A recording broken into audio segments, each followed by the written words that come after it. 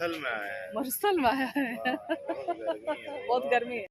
ये खूबसूरत नज़ारे जो आप देख पा रहे हैं वो जयपुर शहर में स्थित जल महल के बाहर के एक खूबसूरत नज़ारे, और ऐसा लग रहा है जैसे कि महाराजा जो है अपने सैनिकों के साथ किसी जीत की खुशियां मनाते हुए वो घर वापस हो रहे हैं। और ये जल महल जो है वो मान सागर झील के बीच में स्थित है, और ये बहुत ही खूबसूरत लग रहा था देखने में।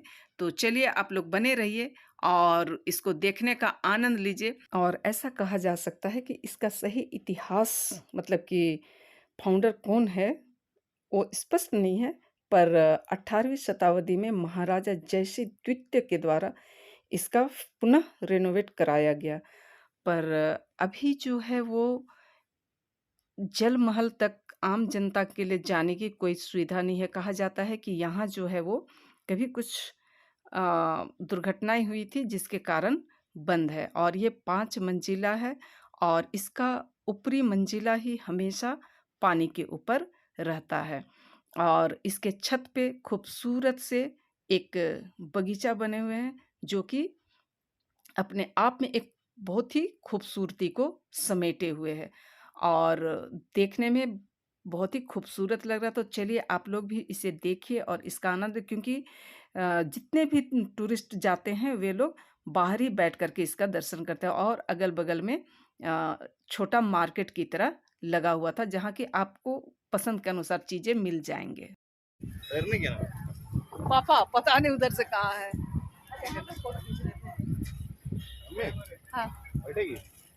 बैठो ना तब। तुम बैठो ना, 500 रुपया लेगा। तुम बैठो ना। हम क्यों बैठेंगे? तुम उसमें अटेगी, हम नहीं अटेंगे, लेग रूम नहीं है मेरा। हाँ, बैठेगी। हाँ, कहाँ आया है बताओ। हाँ? कहाँ आया है? हम मरुस्थल में आए हैं। मरुस्थल में आया है। बहुत गर्मी है। बहुत गर्मी है।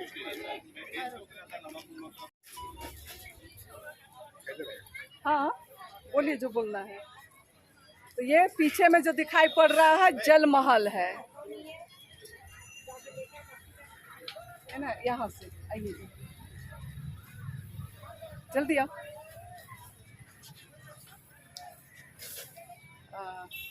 पीछे थोड़ा छिपा छिपा लग रहा है जल महल। चलिए। गर्मी बहुत ज़्यादा है और ये राहत के लिए ज़रा क्या भैया सोडा सिकंजी ये भाई जी बना रहे हैं।